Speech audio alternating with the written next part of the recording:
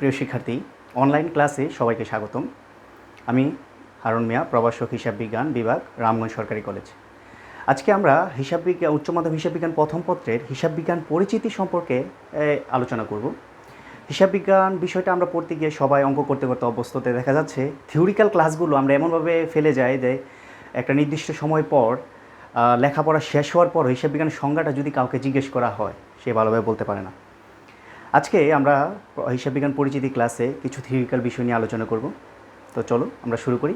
প্রথমে আসি, হিসাব বিজ্ঞান বলতে আমরা কী বুঝি। হিসাব বিজ্ঞান তো হিসাব বিজ্ঞান বলতে অনেকে তোমরা বলবা লিপিবদ্ধ করা, দেখা যাচ্ছে এটাকে শনাক্ত করা। তো হিসাব বিজ্ঞান সম্পর্কে সবচেয়ে কার্যকরী যে সংজ্ঞাটা প্রদান করেছে সেটা হচ্ছে AICPA। এটার পুনরূপ হচ্ছে American institute of certified public accountants, অর্থাৎ আমেরিকার যে সার্টিফাইড পাবলিক অ্যাকাউন্টস আছে তাদের একটা সংগঠন একটা সংজ্ঞা প্রদান করেছে। সংজ্ঞাটার দিকে আমরা একটু খেয়াল করি। তো একটু তাকাই সংজ্ঞাটার দিকে। দেখো, accounting is the art. Accounting is the art, অর্থাৎ অ্যাকাউন্টিং হচ্ছে, হিসাব বিজ্ঞান হচ্ছে এমন একটি কলা, এমন একটি মাধ্যম, এমন একটি নিয়মকানুন অফ রেকর্ডিং, রেকর্ড করার, ক্লাসিফাইং and summarising.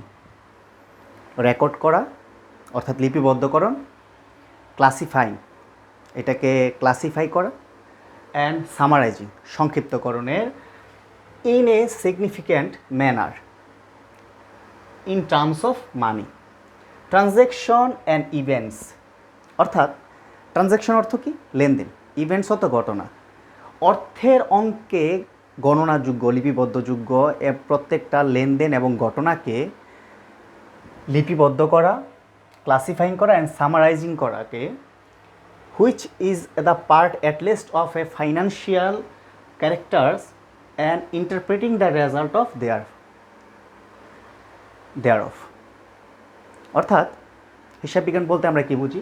Accounting is the art of recording, classifying and summarising in a significant manner in terms of money, transaction and events which are in a part of at least of a financial character and interpreting the result therefore. অর্থাৎ হিসাব বিজ্ঞান বলতে আর্থিক লেনদেনগুলোকে, অর্থের অঙ্কে পরিমাপযোগ্য লেনদেনগুলোকে recording করা অর্থাৎ লিপিবদ্ধ, ক্লাসিফাইং অ্যান্ড সামারাইজিং অর্থাৎ ক্লাসিফাই করা, এটাকে স্তরে স্তরে সাজানো যেটাকে আমরা খতিয়ানের মাধ্যমে করি, অ্যান্ড সামারাইজিং এটাকে সংক্ষিপ্তকরণ যেটাকে আমরা রেওয়া মিলের মাধ্যমে করে এটাকে interpreting the result thereof, একটা আর্থিক ফলাফল নিরূপণ করা। তাহলে হিসাব বিজ্ঞান বলতে আমরা কি বুঝতেছি? আমরা যদি সহজে বলতে চাই, অর্থের অঙ্কে পরিমাপযোগ্য ঘটনাগুলোকে, লেনদেন অথবা ঘটনাগুলোকে আমরা কি করি? এটাকে রেকর্ডিং করা, ক্লাসিফাইং করা অ্যান্ড সামারাইজিং করে একটা আর্থিক ফলাফল নিরূপণ করাই কি বলা হয়? হিসাব বিজ্ঞান বলা হয়। এবার আসো হিসাব বিজ্ঞানের উৎপত্তি ও ক্রমবিকাশ। হিসাব বিজ্ঞানের উৎপত্তি ও ক্রমবিকাশ খুবই মজার এবং একটা ইতিহাস সম্পন্ন ঘটনা। বলা যায় মানুষ যেমন জন্মলগ্ন থেকে মৃত্যু পর্যন্ত প্রত্যেকটা ধাপে ধাপে কি মানুষ এই পর্যন্ত আসছে বিবর্তনের মাধ্যমে, ঠিক হিসাব বিজ্ঞানটাও কি বিবর্তনের মাধ্যমে।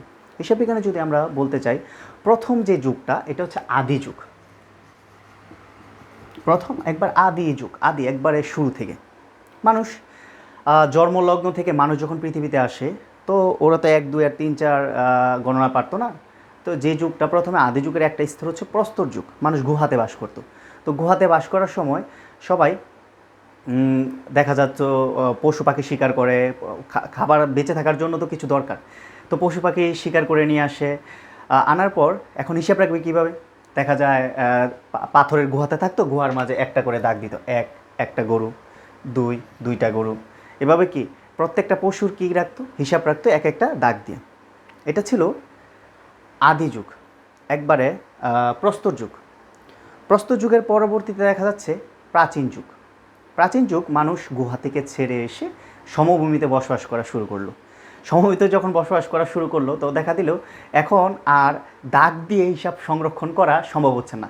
মানুষ মাত্রই কি দেখা যায় একটু চোর টাইপের, সবাই দেখা যায় একজনে পশু শিকার করে নিয়ে আসে, এটা চুরি করে নিয়ে যায়। মানুষ সমভূমিতে যখন বসবাস করে পশু শিকারের পাশাপাশি দেখা যাচ্ছে সে আস্তে আস্তে চাষাবাদ শুরু করলো। তখন সে ফসল একটা ব্যাগে ভরে ভরে হিসাব রাখতো, এক একটা দড়িতে গিট দিয়ে তার সাথে রাখতো। একটা বস্তাতে যখন বড় হতো সে বলতো যে একটা গিট, সে তো এক দুই পারতো না, গিট যখন বস্তা বের করতো গিট খুলতো। তো স্বাভাবিকভাবে দেখা যাচ্ছে প্রাচীন যুগ থেকে যখন আস্তে আস্তে আদিম যুগ থেকে আসলো প্রাচীন যুগ, প্রাচীন যুগে আসার পর তৃতীয় ধাপে আসলো আমাদের আদি যুগের যেটা, এটা হচ্ছে বিনিময় প্রথা। বিনিময় প্রথা। তো মানুষ যখন সমভূমিতে বসবাস করা শুরু করলো, দেখা গেল সে একটা বিষয় চাষ করতেছে। চাষ করার পর তার অন্য একটা দ্রব্য দরকার। ধরো সে ধান চাষ করতেছে, কিন্তু তার এখন গরুর দুধ দরকার, সে গরু পালতেছে না। তো কি করবে? সে যে গরু পালতেছে তাকে ধান দিবে, এবং যে গরু পালতেছে সে তাকে কি দিবে? দুধ দিবে। তো দেখা যাবে একটার বিনিময়ে আরেকটার যে প্রথা, এটাকে বলা হয় কি? বিনিময় প্রথা, অর্থাৎ দ্রব্যের বিনিময় দ্রব্য। তো প্রথম যে যুগটা ছিল এটা ছিল কি? প্রাচীন যুগ, যেখানে প্রস্তর যুগ, যেখানে গুহায় বসবাস করতো। তারপর ছিল কি? প্রাচীন যুগ। প্রাচীন যুগে মানুষ বসবাস করার সরে কোথায়? সমভূমিতে রশিতে গিট দিয়ে হিসাব রাখা শুরু করলো। এরপর আসলো বিনিময় প্রথা। বিনিময় প্রথা আসার পর প্রবলেম দেখা দিল। এখন ধরো তোমার একটা সম্পূর্ণ গরু আছে, তোমার 2 কেজি চাউল দরকার। এখন একটা গরুর একটা অংশ কেটে, বা একটা ধরো তোমার অন্য একটা পশু ছাগল আছে, বা তোমার দেখা যাচ্ছে অন্য একটা সম্পদ আছে যেটাকে ডিভাইড করা যাচ্ছে না। এখন তোমার দরকার ধরো 2 কেজি চাল, তুমি এখন কি করবে? এখন কি ওই পশুটাকে অর্ধেক মাথা কেটে দিয়ে বলবা আমাকে ভাই 2 কেজি চাল দেন? তাহলে তো পশুটা মারা যাবে। এই পরিস্থিতিতে যখন বিনিময়ের একটা সমস্যা সৃষ্টি হলো, তখন আসলো যে প্রথা, সেই প্রথার নাম হচ্ছে মুদ্রা প্রচলন। দেখা যাচ্ছে দামি দামি যে পাথর, নুড়ি পাথর যার কাছে ছিল, এটা একটা মূল্য ধরা হতো যে এর বিনিময়ে এই নুড়ি পাথরের রেয়ার, এটা সহজে পাওয়া যায় না, এর বিনিময়ে 10 কেজি চাল পাওয়া যাবে, এর বিনিময়ে দেখা যাচ্ছে গম পাওয়া যাবে, এর বিনিময়ে 5 কেজি আটা পাওয়া যাবে, আবার যেটা সহজে পাওয়া যায় এর বিনিময়ে হয়তো 1 কেজি পাওয়া যাবে। এই যে প্রথা, এটা আসলো কি? বিনিময় প্রথার পর এটা হচ্ছে মুদ্রা প্রচলন। তো আস্তে আস্তে মুদ্রা প্রচলন দেখা যাচ্ছে প্রথমে নুড়ি পাথর ছিল, তারপর দেখা গেল স্বর্ণ, রূপো, যেগুলো মূল্যবান দ্রব্যাদি, মূল্যবান জিনিসপত্র, সেগুলো দিয়ে বিনিময় প্রথা, প্রত্যেকটা জিনিসের মূল্য নির্ধারণ করা হলো। এরপর আস্তে আস্তে আসলো টাকা পয়সা, এভাবেই কি আসলো। তারপর এটা ছিল আমাদের আদি স্তর। এরপর যে স্তরটার নাম, এটা হচ্ছে আমাদেরকে বলতে পারবো দ্বিতীয় যে পর্যায়। সেই পর্যায় হচ্ছে 1494 সাল এর পর থেকে 1800 সাল পর্যন্ত। তোমরা অবশ্যই যারা বিগত স্কুলে ব্যবসা শিক্ষার স্টুডেন্ট ছিল তারা জানো 1494 সালটা কতটা গুরুত্বপূর্ণ। 1494 সালে ইতালির একজন গণিতবিদ এবং ধর্মযাজক, অনেকে বলে থাকে গণিতবিদ প্লাস ধর্মযাজক, তিনি একটা বই লেখেন। বইটার নাম হচ্ছে সুম্মা দি অ্যারথমেট্রিকা জিওমেট্রিকা প্রফেশনালিটা। তো ওই বইটার অনেকগুলো অধ্যায়ের, প্রায় 23টা অধ্যায় ছিল। 23টা অধ্যায়ের ভিতরে একটা অধ্যায় শুধু দুতরফা দাখিলা পদ্ধতি সম্পর্কে আলোচনা করছে, খুবই একটা অধ্যায়, খুবই অল্প পরিমাণে। সে একটা অধ্যায় থেকে আজকে যত হিসাব বিজ্ঞানের যত শাখা, উপশাখা, প্রশাখা সৃষ্টি হয়েছে, তা সম্পূর্ণ সেই বইটাই কি প্রতিফলন। তো 1494 সালে লুকা পেসিলিউ, যাকে বলে হিসাব বিজ্ঞানের গুরু, আমারও গুরু, তিনি বলেছেন, যে বইটা লিখেছিল সুম্মা ডি অ্যারথমেট্রিকা জিওমেট্রিকা প্রফেশনালিটা, তুমি নামটা একটু দেখে খেয়াল করো, সুম্মা ডি অ্যারথমেট্রিকা, অর্থাৎ এটা কিন্তু অ্যাকাউন্টিংয়ে না, অ্যারথমেটিকের কি বই। তো গণিত সম্পর্কিত বইটাতে একটা অধ্যায় ছিল কি? দুতরফা দাখিলা পদ্ধতি। সেই দুতরফা দাখিলা পদ্ধতির যে বইটা ছিল, সেটাতে তিনি হিসাব বিজ্ঞানের অল্প বিস্তর আলোচনা করেছিলেন। আজকে আমরা যা দেখতেছি সেটারই কি বিস্তরভাবে বিশ্লেষণধর্মী বইগুলো। এরপর আসে তৃতীয় স্তর, বিশ্লেষণ করা, বিশ্লেষণ পর্যায়। সেটা আসে 1800 সাল থেকে 1950 সাল পর্যন্ত তৃতীয় স্তর। সেই স্তরে লুকা পেসিলিউর যে দুতরফা দাখিলার বইটা ছিল, সেটাকে ভেঙে চুরে মানুষ বিশ্লেষণ করতে করতে করতে করতে এত পরিমাণে কি শাখা উপশাখা দেখা যাচ্ছে। আজকে কস্ট অ্যাকাউন্টিং, ফাইন্যান্সিয়াল অ্যাকাউন্টিং, প্রত্যেকটা ম্যানেজারিয়াল অ্যাকাউন্টিং, এই যে অ্যাকাউন্টিং সব কিছু দুতরফা দাখিলের উপর ভিত্তি করেই কি প্রস্তুত করা হয়েছে। এরপর আধুনিক যুগ, 1950 সালের পর আধুনিকের যে আজকে পর্যন্ত সব যুগকে বলা হয় কি আধুনিক যুগ।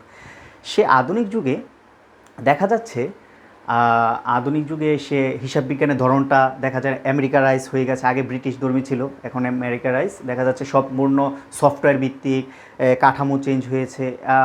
দিনে দিনে কি দেখা যাচ্ছে আরও সহজতর করার জন্য ছক সিস্টেম কি করা হচ্ছে। তো এই হচ্ছে হিসাব বিজ্ঞানের উৎপত্তি ও ক্রমবিকাশ। এরপর আমাদের হিসাব বিজ্ঞান সম্পর্কে একটা কথা আছে যে এটা কি কলা না বিজ্ঞান। হিসাব বিজ্ঞান কি প্রশ্ন করা হয় অনেকে যে ভাই হিসাব বিজ্ঞান কি কলা না বিজ্ঞান। এই কলা মানে কিন্তু ব্যানানা।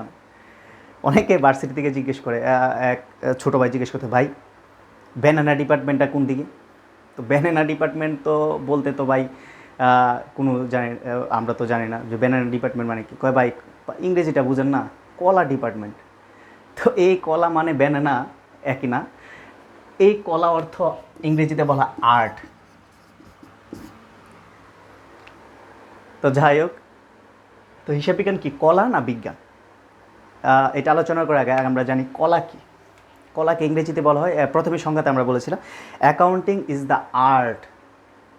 আর্ট আর্ট বলতে যেমন আমরা বলি মার্শাল আর্ট। মার্শাল মানে কি একটা মারামারি করার একটা কি ধরন, নিয়ম কানুন। তাহলে what is the mean by art? Art means the is rules regulation. তাহলে আর্ট বলতে আমরা কি বুঝি? আর্ট হচ্ছে একটা নিয়ম কানুন যার মাধ্যমে কি করা হয়, কোনো কিছু পরিচালিত হয়, এটা হচ্ছে কলা। এরপর বিজ্ঞান বলতে আমরা কি বুঝি? একটা সুশৃঙ্খল পদ্ধতি যা একটা কি বলা হয় পর্যবেক্ষণের মাধ্যমে দাঁড়ায়, যেটা কি পরীক্ষিত, অনেকগুলো সূত্র থাকে, সূত্রের মাধ্যমে এটা প্রমাণও করা যায় যে এটা কি সঠিক। এটা হচ্ছে বিজ্ঞান।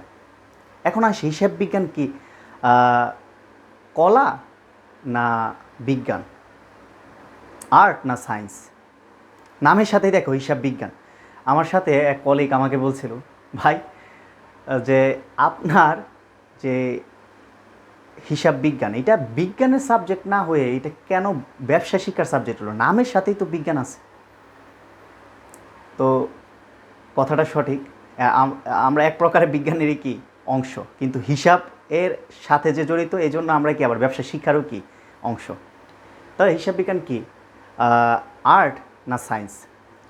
এই তথ্য বলার আগে আমরা একটু দেখি যে হিসাব বিজ্ঞান করতে হলে আমার কী দরকার? একটা নিয়ম কানুন দরকার। অবশ্যই প্রত্যেকটা অঙ্ক করতে হলে নিয়ম দরকার। তাহলে নিয়ম মানে কি আর্ট, তার মানে কলা। এই নিয়মগুলো করার জন্য প্রত্যেকটার জন্য সূত্র আছে এবং সূত্রগুলো কি পরীক্ষিত, পরীক্ষিতভাবে যাচাই। সারা পৃথিবীতে একই নিয়ম। তাহলে নিয়মগুলো যখন পরীক্ষিত হয় তার মানে এটা বিজ্ঞান। তার মানে আমরা বলতে পারি হিসাব বিজ্ঞান হচ্ছে কি যে এটা কি কলা এবং কি বিজ্ঞান উভয়। এবার আসো হিসাব বিজ্ঞানের যেই কাজ, হিসাব বিজ্ঞানের কাজগুলো যদি আমরা বলি তো দেখো আমরা যদি সংজ্ঞার দিকে তাকাই, প্রথম ছিল কি রেকর্ডিং। রেকর্ড মানে কি? তার মানে প্রথম কাজ কি লিপিবদ্ধকরণ। যে লেনদেনগুলো হচ্ছে লেনদেনগুলোকে কী করা লিপিবদ্ধ করা। তারপর হিসাব বিজ্ঞানের কাজ কি? এটাকে ক্লাসিফাই করা। ক্লাসিফাই করা মানে কি খতিয়ানভুক্ত করা, প্রত্যেকটার ভিতরে কি নিয়ে যাওয়া। তারপর এটা সংক্ষেপীকরণ, তার মানে কি গাণিতিক শুদ্ধতা যাচাই করার জন্য যে রেওয়ামিল প্রস্তুত করা হয় এটা কি সংক্ষেপকরণ করা হয়। এগুলো করার পর আর্থিক অবস্থা বিবরণী প্রস্তুত করা হয়। এটাও একটা হিসাব বিজ্ঞানের কাজ, আর্থিক অবস্থা বিবরণী প্রস্তুত করা। আর্থিক অবস্থা বিবরণী প্রস্তুত করার পর সংশ্লিষ্ট যে ব্যবহারকারী আছে তাদেরকে কি করা দেয়, তথ্যগুলো সম্পাদন করা। এই হচ্ছে হিসাব বিজ্ঞানের কাজ। তার মানে সংজ্ঞার মধ্যে যা ছিল তাই, লেনদেনগুলো কি করা শনাক্ত করে লিপিবদ্ধ করা, এটাকে সামারাইজ করে, এটাকে ক্লাসিফাই করে সামারাইজিং করে সংশ্লিষ্ট তথ্যকে ইনফরমেশনগুলো কি রেজাল্টগুলো দেওয়া সংশ্লিষ্ট ব্যবহারকারীকে। এবার আসো তাহলে ব্যবহারকারী কি? তথ্য ব্যবহারকারী। হিসাব বিজ্ঞান ব্যবহারকারী কারা? হিসাব বিজ্ঞান কারা ব্যবহার করে, কে ব্যবহার করে? হিসাব বিজ্ঞান ব্যবহারকারী হচ্ছে দুই প্রকার, তথ্য ব্যবহারকারী। একটা হচ্ছে অভ্যন্তরীণ, আরেকটা হচ্ছে বাহ্যিক। হিসাব বিজ্ঞানের ব্যবহারকারী হচ্ছে দুই প্রকার, একটা হচ্ছে অভ্যন্তরীণ, একটা হচ্ছে কি বাহ্যিক। অভ্যন্তরীণ ব্যবহার কারা? ধরো এই প্রতিষ্ঠানে সাপোজ ধরো তোমার একটি দেখা যাচ্ছে বোরকা তৈরির কারখানা আছে, তাহলে ওই প্রতিষ্ঠানের অভ্যন্তরীণ ব্যবহারকারী কারা? ওই মালিক, প্রতিষ্ঠানের মালিক। যদি উনি একটা ম্যানেজার রাখে, ওই ম্যানেজার। এটার কাজ করার জন্য যে কর্মচারীগুলো আছে সেই কর্মচারীগুলো। তাহলে আমরা দেখতে পাচ্ছি হিসাব বিজ্ঞানের অভ্যন্তরীণ ব্যবহারকারী হচ্ছে মালিক, ব্যবস্থাপক, অ্যান্ড এটার যে কর্মচারীগুলো আছে, কর্মকর্তাগুলো আছে, সবাই হচ্ছে এটা অভ্যন্তরীণ ব্যবহারকারী। এবং যদি অভ্যন্তরীণ ব্যবহারকারীর পর এবার আসি আমরা বাহ্যিক ব্যবহারকারী। তাহলে বাহ্যিক ব্যবহারকারীগুলো কারা? এক, পাওনাদার, যে এই প্রতিষ্ঠানের কাছে কি টাকা পায়। তুমি হয়তো বা কারো কাছ থেকে ঋণ নিয়ে টাকা নিয়ে এটা কি করছো, প্রতিষ্ঠান দাঁড় করিয়েছো, তাহলে সেই পাওনাদার হচ্ছে তোমার কি বাহ্যিক ব্যবহারকারী। সে তো প্রতিষ্ঠানের ভিতরে না, সে হচ্ছে বাইরে। তার সে ব্যবহারকারী কেন? কারণ দেখবে তোমার কারবারে লাভ হচ্ছে না লোকসান হচ্ছে, কারণ তাকে তো ইন্টারেস্ট দিতে হবে। এরপর হচ্ছে ঋণদানকারী। বিভিন্ন ব্যাংক থেকে তুমি ঋণ সংগ্রহ করো, সেই ব্যাংকগুলোকে যখন তোমার ঋণের টাকা পরিশোধ করে ব্যাংকগুলো দেখবে যে তোমাকে ঋণ দেওয়া যাবে কি না, তাহলে তোমার হিসাবগুলো তারা চাবে, তাহলে ঋণদানকারী। তারপর কারা হতে পারে? তারপর দেখা যাবে সরকার। তুমি সরকারকে ট্যাক্স দাও, তো সরকারকে যদি ট্যাক্স দাও, সরকার তো তোমার ভিতরের লোক না, সরকার তোমার কাছে ট্যাক্স দাবি করবে। তারপর কারা হতে পারে? অডিটর, যারা নিরীক্ষক, তারা এসে দেখবে বাইরে বাইরে থেকে তোমার প্রতিষ্ঠান ঠিক আছে কিনা, তোমার এখানে কি সরকারকে ট্যাক্স ফাঁকি দেওয়া হয়েছে কিনা। তারপর দেখা যাবে এই দেশের জনগণও কি অনেকাংশে তোমার বাহ্যিক ব্যবহারকারী, কারণ তারা তোমার প্রোডাক্ট নিবে, দেখবে তোমার প্রোডাক্টের মান ভালো কিনা, তারা তারা হিসাবে তথ্যগুলো কি ব্যবহার করবে, দেখবে যে হিসাব বিজ্ঞানের তথ্যগুলো যাচাই করে দেখবে যে এই প্রতিষ্ঠানে কি থেকে প্রোডাক্ট নেওয়া যায় কিনা। তাহলে দেখা যাচ্ছে হিসাব বিজ্ঞানের তথ্য ব্যবহার করে দুই প্রকার, একটা হচ্ছে অভ্যন্তরীণ, একটা হচ্ছে কি বাহ্যিক। ঠিক আছে, আজ এই পর্যন্তই। যতটুক বুঝিয়েছি ততটুকু ভালোভাবে বুঝো। আর হিসাব বিজ্ঞানের সংজ্ঞাটা নেক্সট ক্লাসে আমরা অনেকের কাছে হয়তোবা কি জিজ্ঞেস করতে পারি। ওকে, ধন্যবাদ।